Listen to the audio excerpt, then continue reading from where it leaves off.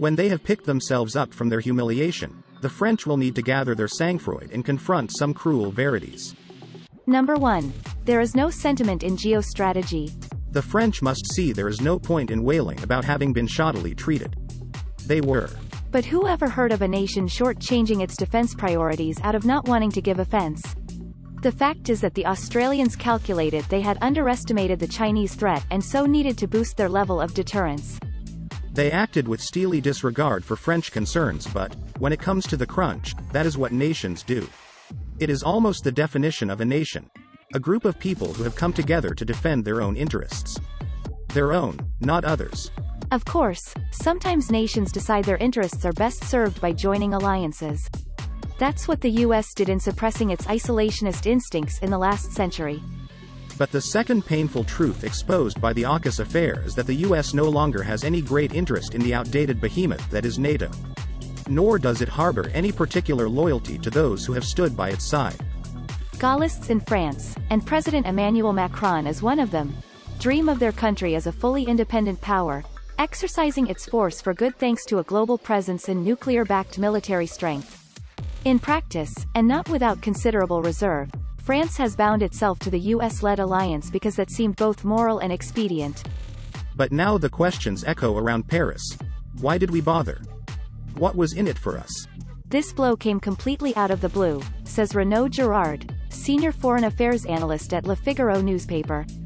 Macron made so much effort to help the Anglo-Saxons. With the Americans in Afghanistan, with the British on military cooperation, with the Australians in the Indo-Pacific. Look, he kept saying, we're following you, we are genuine allies. And he made the effort not just with Biden, but with Trump too. All that, and then this. No reward at all, treated like dogs. The French will now be re-evaluating their role in NATO. Their military participation in the organization was suspended by de Gaulle in 1966 and only restored by Nicolas Sarkozy in 2009. There is no talk yet of a second withdrawal. But remember, Emmanuel Macron is the man who described NATO 2 years ago as brain dead. He will not have changed his mind. But the third harsh truth is that there is no obvious other way for France to fulfill its global ambitions. The lesson of the last week is that France by itself is too small to make much of a dent in strategic affairs. Every 4 years the Chinese build as many ships as there are in the entire French fleet. When it came to the crunch, the Australians preferred to be close to a superpower, not a mini-power. The conventional way out of the conundrum has been for the French to say their military future lies in Europe. The EU, with its vast population and technological resources, would be the springboard for France's global mission. But 30 years has given nothing beyond a few joint brigades, a bit of procurement planning and minor contingents from Estonia and the Czech Republic in Mali.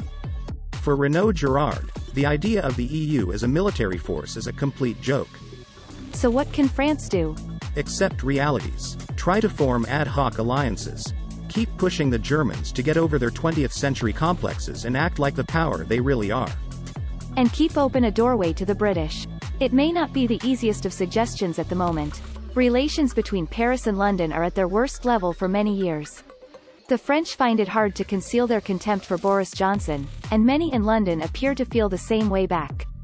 In the short term, it is quite possible that France will seek to punish the UK for its role in the Aukus affair, says Girard, possibly by scaling back the secret nuclear cooperation that forms part of the 2010 Lancaster Accords.